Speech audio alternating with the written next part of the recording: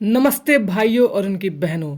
तो जैसा कि आप लोगों ने इसके पिछले वाले ब्लॉग मिशन अयोध्या में देखा कि हमारे सुरेश भाई की मेहरारू उनको छोड़ के किसी और भाई साहब के साथ भाग गई थी। उनको ढूंढने के लिए हम लोग एक मिशन पे निकले हुए थे और ढूंढते ढूंढते हम अयोध्या पहुंचे थे। अयोध्या में हर जगह ढूंढने के बाद केवल असफलताएं हमारे हाथ लगी।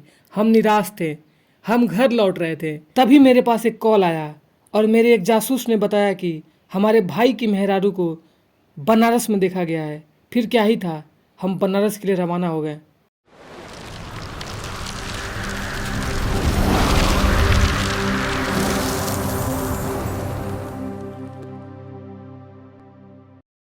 इस सूचना को सुन के हमें बहुत खुशी हुई कि हमारा मिशन अभी ख़त्म नहीं हुआ है। यह बात मैंने अपनी टीम को बताया। हमारी टीम में प्रसन्नता की लहरें बहने लगी और हम जोश के साथ चल पड़े बनारस के लिए।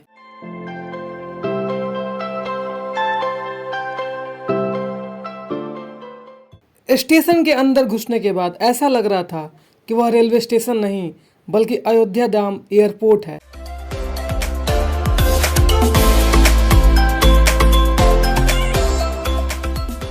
वाकई रेलवे स्टेशन एकदम 7 स्टार था।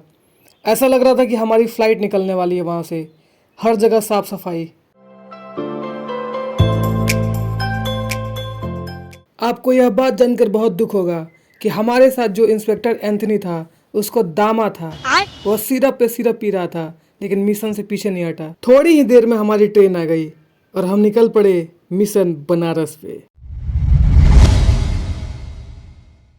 रात के 11 बज चुके थे और ट्रेन में बिल्कुल भी भीड़ नहीं था, इसलिए हम लोग सो के सफर कर रहे थे। हमने कसम खाया हुआ था कि जब तक हम अपने भाई के मेहरारू को ढूंढ ना लें तब तक हम ना खाएंगे ना पिएंगे ना सोएंगे।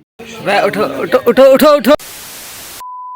गलत कहती भैया ना ना बिल्कुल कम कम झगड़ा में आज जैसे आप भोज गए एकदम बस बात खत्म। जैसे बाबा बैठ गए ना बस हम लोग अच्छा चुप रहा था। चुप रहो। पटर पटर बोलता रहा, मैं दूसरा पड़ा था दो का मार नाच गिर जाओगे।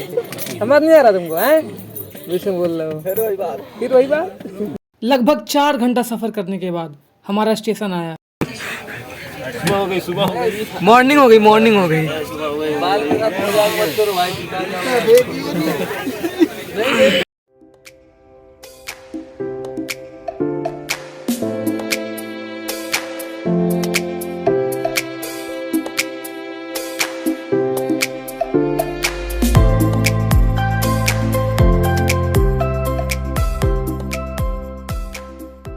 बनारस स्टेशन पर उतरने के बाद मेरी मुलाकात फॉरेन मिनिस्टर से हुई, जो हजारों समस्याओं के साथ मेरा लाखों वर्षों से इंतजार कर रहे थे। उनकी समस्याओं का मैंने समाधान किया और जाते जाते मैंने उनसे कहा कि अब कोई परेशानी होगा तो मुझे मत बुलाइएगा, मैं अपने मिशन में बहुत बिजी हूँ। फिर हम निकल पड़े अपने मिशन को अंजाम देने।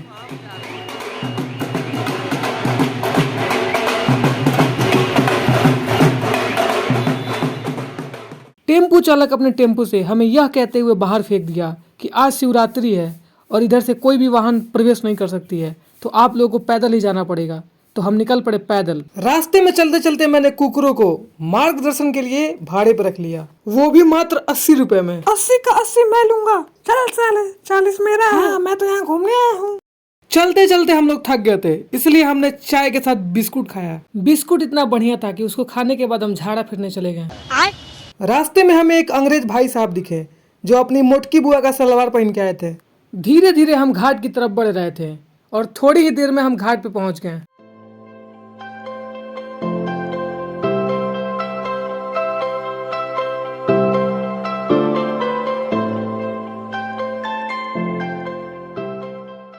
घाट पे पहुंचने के बाद हमने ये डिसाइड किया कि हम उस पर जाके स्नान करेंगे और हम निकल पड़े नाव की तरफ।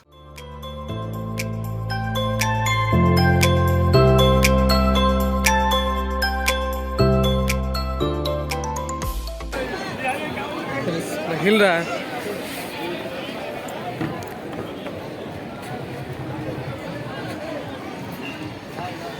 नाव पे बैठ के हम लोग निकल पड़े अपने मंजिल की तरफ।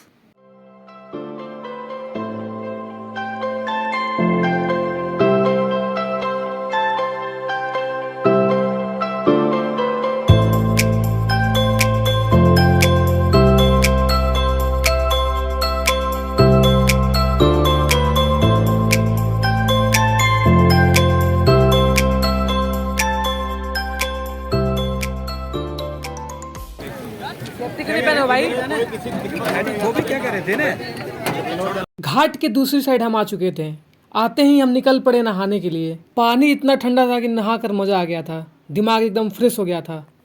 नहाने के बाद बस एक ही चीज़ दिख रहा था और वो था हमारा मकसद।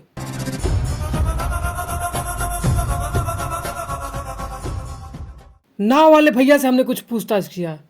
दरअसल मैं आप लोगों को बता दूं, ये नाव वाला नहीं बल्कि ये हमारा जासूस है।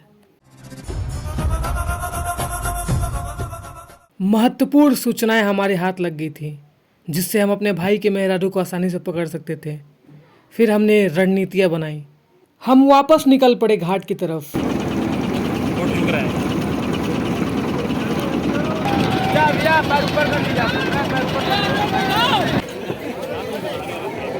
नहाने के बाद हम घाट पे वापस आ चुके थे और हम निकल पड़े काशी विश्वनाथ जी के दर्शन के लिए।